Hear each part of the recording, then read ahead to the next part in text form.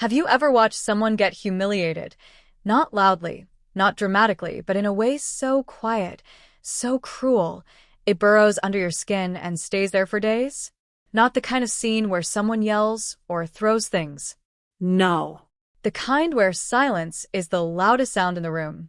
That's what happened at the DMV that morning. And I was there. It was one of those cold, gray Tuesdays where everything feels heavier. The line was out the door. Kids crying. Folks scrolling on their phones. People complaining about the wait, same as always. But in the corner of the room sat one man. Didn't say a word.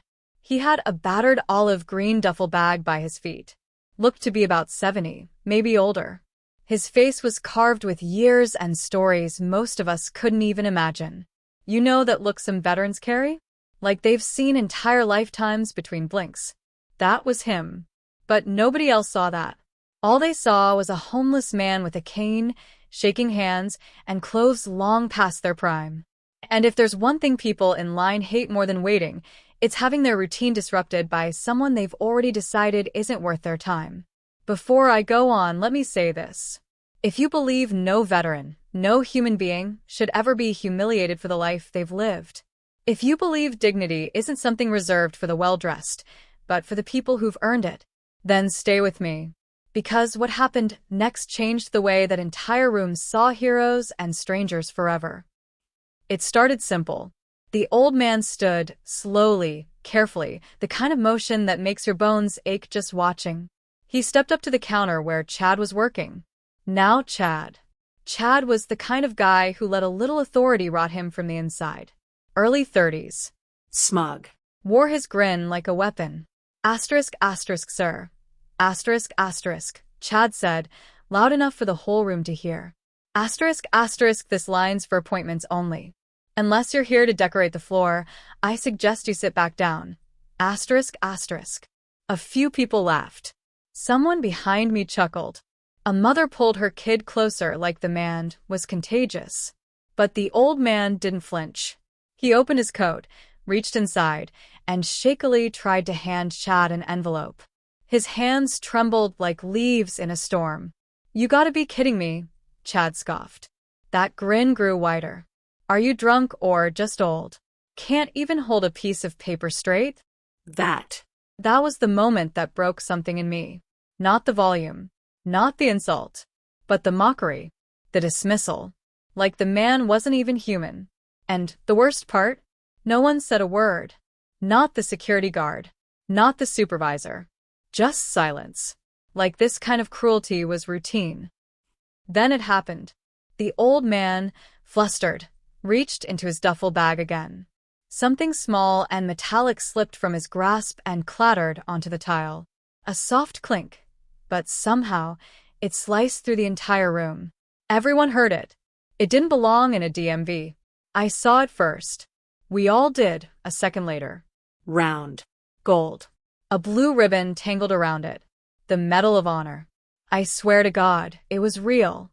You don't forget that starburst pattern once you've seen it. Gasps echoed. Chad leaned forward, squinting, and actually laughed. Asterisk, what is that? Something from a toy store? Asterisk. But a young woman behind me, maybe mid-20s, was already moving. She knelt, picked it up gently like it was glass, and read the engraving. Her eyes widened. Her entire expression changed. She turned to the old man. Asterisk, is this yours, sir? Asterisk, she asked, with both hands outstretched. He nodded. Quiet. Surprised, she even spoke to him. And for the first time, the shaking in his hand stopped. He held that medal steady. Proud.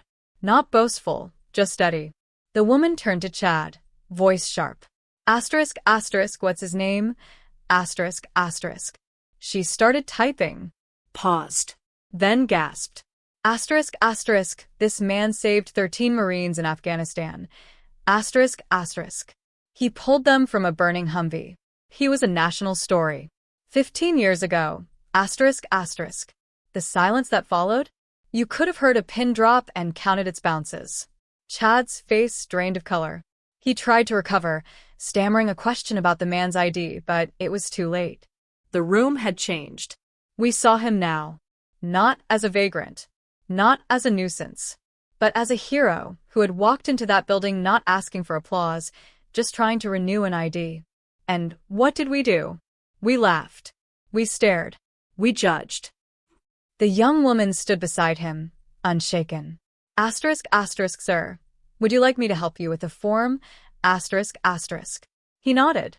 Slowly, quietly, and as she guided him back to the counter, Chad had to sit there, face exposed to a room that had seen what he did, and everyone was watching.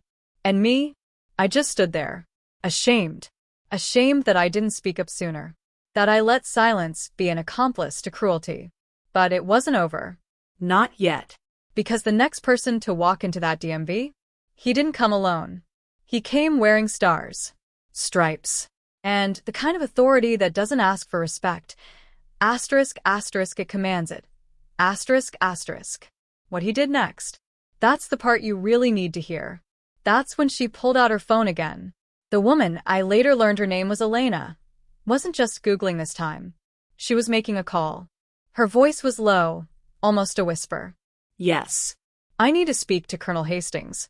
Tell him it's about Staff Sergeant Dean Hargrave. Pause. Yes. That Dean Hargrave. The rest of us stood there, pretending we weren't eavesdropping, but no one looked away.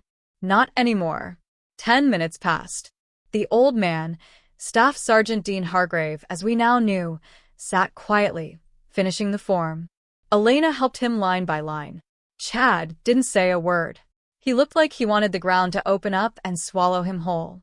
People had stopped scrolling their phones. Kids had stopped whining.